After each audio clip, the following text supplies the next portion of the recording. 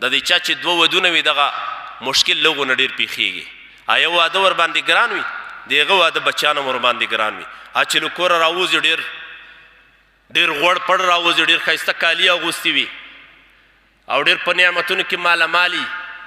د بلې ښځې اولاده یي هغه لکه یتیمان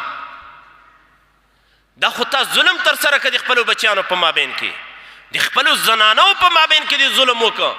د الله پیغمبر وایي که د چا دوه زنانوې وې او د دوی په مابین کې عدل نه کاو د قیامت په ورځ به په داسې حال کې راپورته شي چې دا نیم بدن به یې فلج وي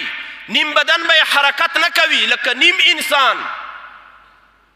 قرآن کریم کې الله څه فرمایي فإن خفتم ألا تعدلوا فواحدة أو ما ملكت أيمانكم ذلك أدنى ألا تعولوا که تاسو ډارېدلی چې عدل او مساوات د خپلو ښځو په مابین کې نشم کولی یوه زنانه بیا وکوئ او دا فقهي جزیه ده چې که د سړي نه ظلم کېږي پوهېږي چې یاره زه عدالت نشم کولی دویمه ښځه ته حرامه ده حرامه الله هم دې وساتي ته به دویمه ښځه نه کې هلته به دویمه ښځه کوې چې کله ته خو عدل کولی شې ته خو دومره تکړه چې عدل وکې دومره ضعیف خو نه چې د خپلو خواهشاتو ښکار کېږي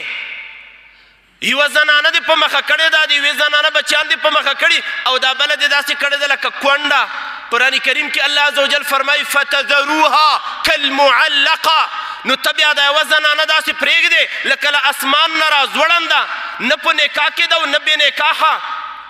برای انعام خو یې مېړه شته خو مېړه د دې کوټې ته هم نه ورځي او مېړه په دې ښځه باندې هېڅ غرض هم نه لري نه بې خاونده ده او نه خاوند لرونکي ده الله عز وجل دا ظلم دی ظلم الله وایي بیا یوه وکوه